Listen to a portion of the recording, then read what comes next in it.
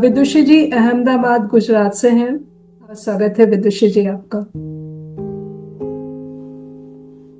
स- अभी हाल ही में बनारस गई थी। बनारस लिटरेचर फेस्टिवल हुआ था, पर हाल ही में मैं बनारस गई थी, तो वहां पे मैं वैसे भी कबीर से थोड़ी इंस्पायर हूँ, तो उसी मुद्दे पे कुछ कहानी सुनाती हूँ जी। कि सूरज अभी पूरा उगा नहीं था। धुंध की पतली चादर बिछी थी, जैसे समय खुद वहां ठहर गया हो।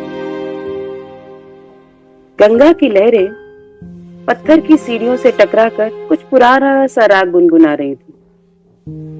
न घंटों की आवाज थी, न शोर, सिर्फ जल की थाप और हवा में घुला वैराग्य। घाटों की सीढ़ियों पर जीवन गंगा से प्रश्न कर रहा था, और मृत्यु उत्तर के तौर पर मौन में विलीन हो रही थी। कमाल है बनारस। पर इन सबसे ज्यादा जो मुझे बनारस से जोड़ता है वो है मेरे बचपन का वाकया। बचपन में हम कुंभकर्ण को मेरे पापा लाउड में टेप रिकॉर्डर पे कबीर वाणी सुना सुना के जगाया करते थे। तब समझ तो कुछ नहीं आता था, पर गुस्सा बहुत आता था कि ये कहीं कबीर मिल जाए। लेकिन सोए हुओं को भी क्या जगाया जा सकता है? सोए हुओं को ही जगाया जा सकता है, और जो मूर्खल मन से सोए हो ना, उनको कोई नहीं जगा सकता है। पर क्या करें, माँ बाप भी आशावादी होते, भरपूर कोशिश कर रहे थे।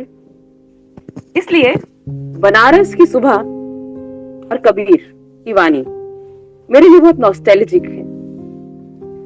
कबीर, ना शास्त्रों का अभिमान, ना मंदिर मस्जिद की दीवारें, घाट की सीढ़ियों पर सादे, ठोस और सदियों से टिके हुए शब्दों का जकीरा।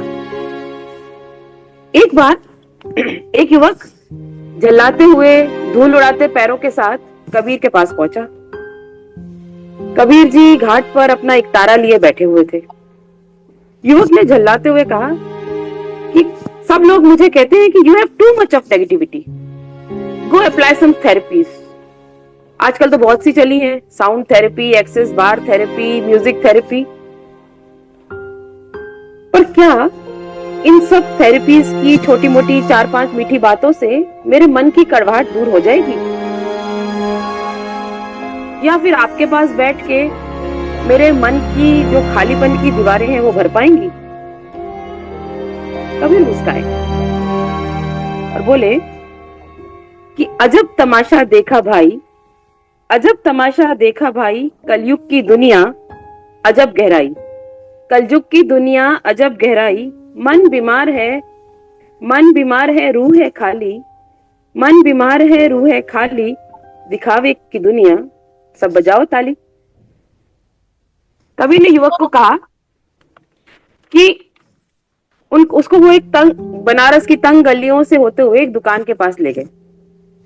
दुकान के पास जो भी सामान खरीद रहे थे वो खुद ही आ रहे थे। दुकान वाले ना कोई एडवर्टाइजमेंट कर रहे थे, ना कुछ मार्केटिंग कर रहे थे। कबीर ने कहा तुम यहाँ आके खड़े रहो, 1 हफ्ते तक 1 घंटे रोज तुमको इस दुकान के पास आके खड़े रहना। युवक ने कहा उससे क्या होगा? कहते उससे जो होगा वो हम 1 हफ्ते बाद तुम मुझे मिलना, तब बात करेंगे।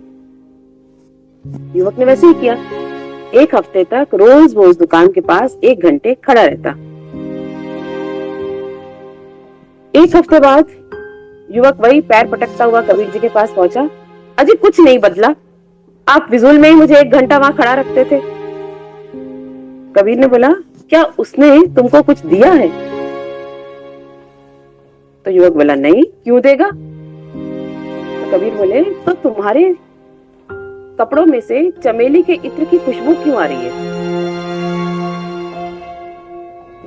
तो युवक बोला ऑब्वियस की बात है, इत्र की दुकान है, तो अगर आप रोज खड़े रहेंगे तो इत्र की खुशबू तो आपके अंदर आएगी ही आएगी। कबीर कहते हैं कि कबीरा संगत साधु की, कबीरा संगत साधु की, ज्यू गंधी की बास, जो कछु गंधी दे नहीं फिर भी बास सुवास। क्या बात। साधु की सोबत यानी अच्छे लोगों की सोबत, उनकी सादगी और उनका ज्ञान तुम चाहो न चाहो तो भी तुमको महका देंगे। तो युवक मुस्कुरा के उसको समझ आया कि सत्संगति तुरंत फल नहीं देती, लेकिन वो धीरे धीरे, वो आयुर्वेदिक मेडिसिन होती है ना, वैसे धीरे धीरे आपकी तासीर बदल देती। कि साधु संगति ऐसन भई जैसे सूप सुभाए, साधु संगति ऐसन भई जैसे सूप सुभाए, सार सार गही रहे, थोथा थई उड़ाए। कबीर ने युवक को कुछ सिखाया नहीं, बस गलत राह से उसको हटा लिया। शायद इसीलिए काशी को प्रवचनों का गढ़ नहीं कहते, उसको मौन की राजधानी कहते हैं। धन्यवाद।